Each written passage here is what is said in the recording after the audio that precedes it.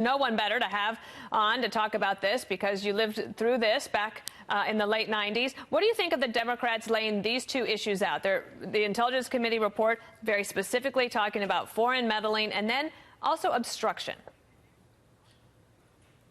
Well, look, I think they have a very, very weak hand.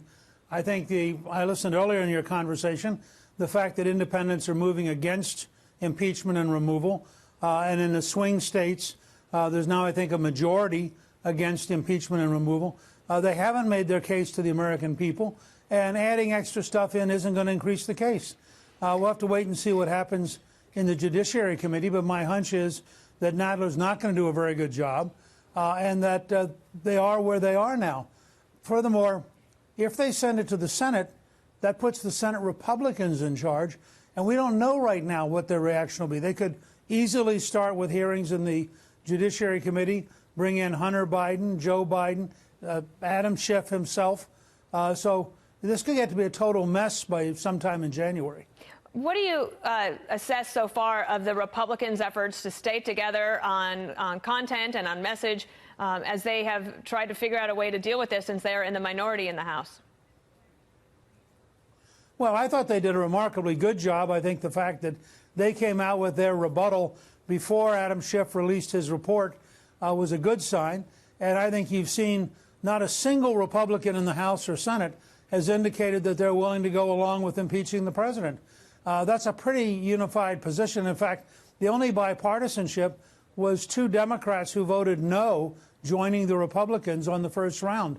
And my hunch is there'll be a lot more than 2 Democrats who vote no on impeachment if Speaker Pelosi moves forward on that front.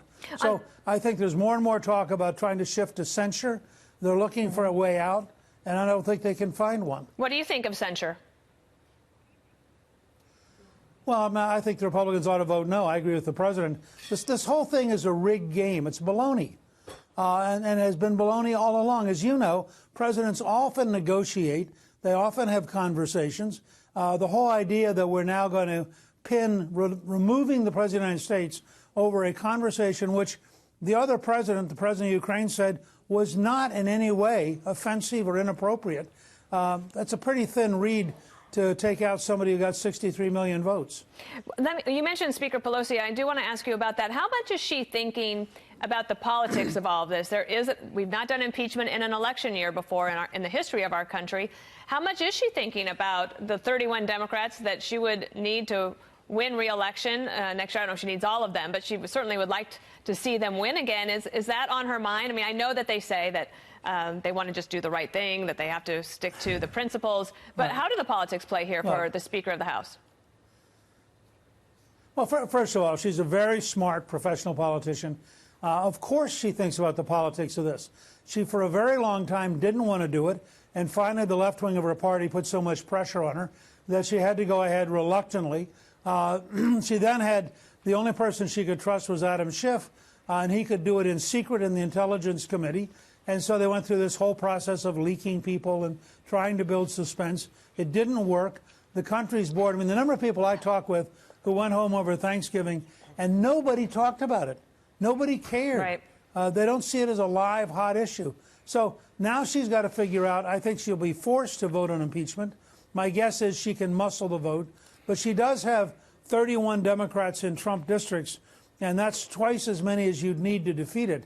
So I don't know that it's an automatic slam dunk right now. But what happens on the politics if she doesn't go forward? If you disappoint the base that much, if they walk away and if they say that she's weak and you head into this primary?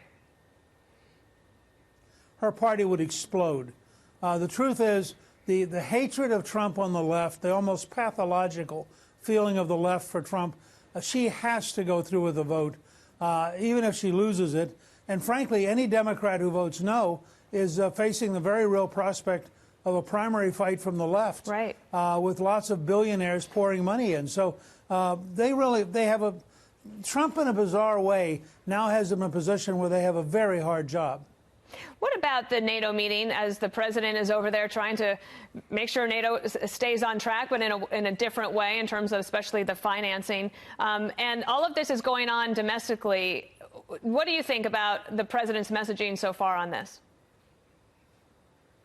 Look, I think that the average European look, and this is true, I think, also in Asia. Leaders around the world look on this as just America being America. We're chaotic. We're hard to understand. We do weird things. But we have a very strong presidential system. He is the commander-in-chief. He proves every day how powerful he is. And I think that he's entering a world where Macron's popularity in France is about half of Trump. People don't realize this. The Italian government is unstable. The German government's now in crisis with the junior partner in the coalition wavering. The British are in the middle of an election. I mean, it's not like you have a stable, calm Europe trying to deal with an unstable America. And clearly, in a NATO meeting, the United States is bigger than the rest of the countries combined in terms of military power. He has moved NATO. People don't recognize this. He's moved NATO spending dramatically in the right direction. He has actually modernized NATO. He's focused it on Russia. And I think that the meeting will in the end be a success, despite Macron's rather weird speech about NATO being brain dead, which, coming from a French president with the weakness he has, I thought was kind of odd, frankly. Well, now he has President Macron saying that, has now the president saying that NATO is a fine organization. So perhaps, you know, I don't want to give Macron too much credit, but maybe he was thinking ahead there. Newt Gingrich, the former Speaker of the House, it's a pleasure to have you on the show. Thank you so much. Good to be with you.